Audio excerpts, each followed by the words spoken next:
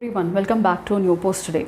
And Ukraine's foreign minister is on a visit to India to invite India to participate in the peace talks or the peace summit that is going to be held with regard to the war between Russia and Ukraine in Switzerland, giving importance to India because it's the leader in the global south and recognizing its role with its good relations with Russia, and not only Russia but also the Western countries. So Ukraine has made it very clear that it wants India to participate in the peace summit going to be held in Switzerland. Already there have been the Copenhagen format of talks in 4 places, that's Jeddah, Malta, Copenhagen and Davos, and India was party to all these talks. So now the next peace summit is going to be held in Switzerland, and the Ukrainian foreign minister is here to invite Mr. Kuleba is here to invite India to peace talks to be held in the Switzerland peace resort, in the Swiss resort. However, India hasn't confirmed anything as yet, but giving the importance to India, Ukraine has stressed that India should be a party to those talks, and not only India but also Brazil, China, South Africa, that is the other members of the BRICS who really have good relations with Russia, requesting India and these countries to talk to Russia to end the war. So this is about today's issue. Let's have a brief review of what exactly the foreign minister of Ukraine said and how this peace talks have actually progressed. So recently it was the Deputy National Security Advisor Vikram Misri who was representing India at the peace talks on Ukraine in Davos, emphasizing a holistic approach and also inclusion of all the stakeholders in the talks between Russia and Ukraine. India advocates a durable peace and dialogue and diplomacy between the two countries, highlighting its long-standing position.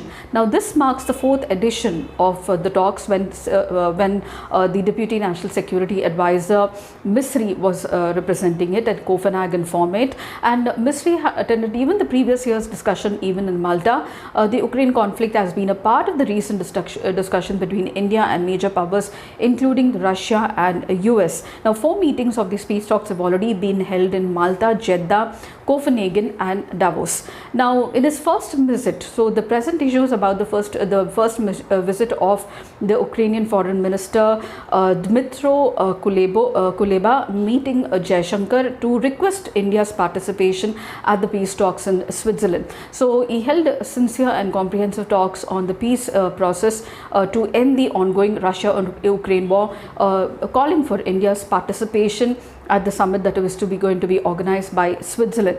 So since February 2022, the day the war broke out between Russia and Ukraine, let me tell you, India has been participating in the aid, especially 15 consignments of humanitarian assistance have been sent to Ukraine, which includes medicine, medical equipment, blankets, tenants, solar lamps, dignity kits, sleeping mats, diesel generator sets, etc. The Indian government also provided financial assistance for the reconstruction of school in Kyiv, and funds have also been provided for training of teachers from the 3 schools in Kyiv to offer support in form of psychological support, help in psychological health of Ukrainian children and youth. However, India has sought to maintain a balancing act between Ukraine and Russia. India has not explicitly condemned Russia for its invasion, and it has called for the international probe into the Bucha massacre as well, and has expressed concern over the nuclear threats that are issued by the Russian leaders. India has benefited, let me tell you, from the Russia-Ukraine war because of the grain shortage that has happened, and also the cheap price at which Russia offered its fuel to India and other countries like China as well. Now, also India has been diplomatic when it comes to voting on the Russian issue, and this was seen in the United Nations Security Council, where India has abstained from voting on the Russia issue on several resolutions. The government told the Russian President Vladimir Putin in September 2022 that this is not the era of the war, and the formulation found echo even in G20 summit that was held in Bali, and also the G20 summit that was held in September in 2023 in India. Now, from criticizing India for buying the Russian oil, the Kyiv has travelled a long distance on outreaching and coming to India to request it to participate in the peace talks.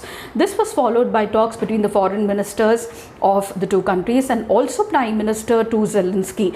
Now the ball is in Delhi's court. This is what Ukraine says. Ukraine Ukraine wants Delhi to speak to Russia and also the Western countries to take a step ahead to mediate and also to bring an end to the warlike situation.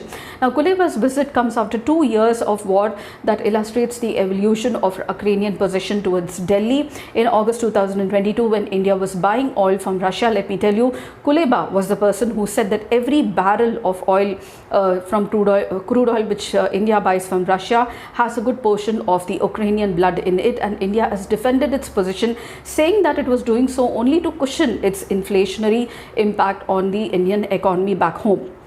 Modi also spoke to the Prime Minister Putin and Zelensky in the past, and he called them up at least 5 times on phone calls, with having a personal rapport with these presidents, and also speaking about peace between Russia and Ukraine. Also recently, Modi has been having separate conversations with Putin and Zelensky, and has also underlined that dialogue and diplomacy are the only way forward towards resolution of the Russia-Ukraine conflict. Modi has also called up Putin recently to congratulate him after winning the 5th term of office in the recent elections, and also followed up a phone call to Zelensky to convey India's support for all the peace efforts that are needed to be done. Now, during the telephone conversation, Ukrainian president thanked India for its support in the country's sovereignty, and said that it would want India to attend the peace summit in Switzerland, and that is why the Ukrainian foreign minister is here back home to request India's participation. However, India has not confirmed anything because we're still into election mode, and once the election gets over, it is only then that the government can take its stand. So this is a brief about what I wanted to share about you about the peace summit coming up. It's a wait and watch situation. What exactly will be transacting between the two countries? However, Russia has not been invited, and Switzerland has made it very clear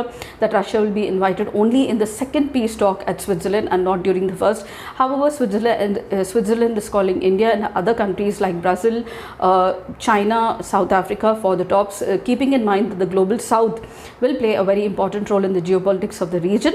So these are the few points that I really wanted to share with you all, and if you did, please do like, share and subscribe, and don't forget to comment at the end of the video, and I shall see you in my next post. Until then, it's very happy learning.